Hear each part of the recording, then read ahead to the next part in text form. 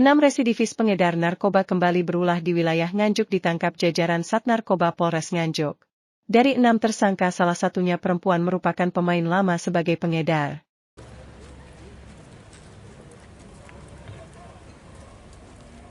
Baik, untuk penandatangan berita acara akan dilanjutkan dengan penandatangan oleh para kasat. Sat Narkoba Polres Nganjuk menangkap 6 pengedar narkoba di bulan puasa Ramadan.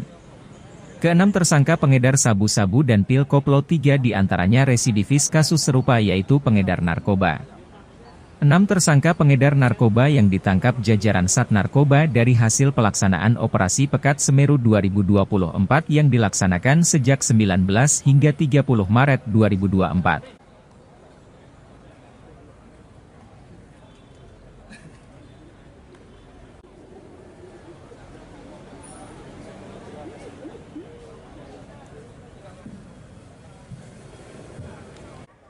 Selain mengamankan para tersangka, petugas dari Sat Narkoba juga mengamankan barang bukti berupa oker baya 10.900 butir, sabu 8 gram, serta 108,5 liter miras. Kapolres Nganjuk AKBP Muhammad mengatakan, barang bukti yang diamankan tidak hanya dari kasus narkoba, namun barang bukti tersebut juga berasal dari beberapa kasus, yakni kasus target operasi terdiri dari premanisme 1 kasus, prostitusi 3 kasus, judi 6 kasus, narkoba 2 kasus, jumlah tersangka 11 orang, kasus non-tu terdiri dari premanisme 1 kasus, prostitusi 1 kasus, judi 2 kasus, narkoba 4 kasus, miras 57 kasus, handak 1 kasus. Sementara Kasat Narkoba Polres Nganjuk AKP Heru Prasetyo Nugroho menambahkan, untuk barang bukti dari 6 residivis pengedar jumlah tersangka 6 orang dengan barang bukti uang tunai Rp2.351.000, handphone 20 unit, R2 3 unit, sabu 15,33 gram, pil double L 26,975 butir. Dari 6 tersangka, 1 diantaranya seorang perempuan berinisial Yen, ia merupakan pemain lama dengan kasus yang sama yaitu pengedar narkoba, kata AKP Heru.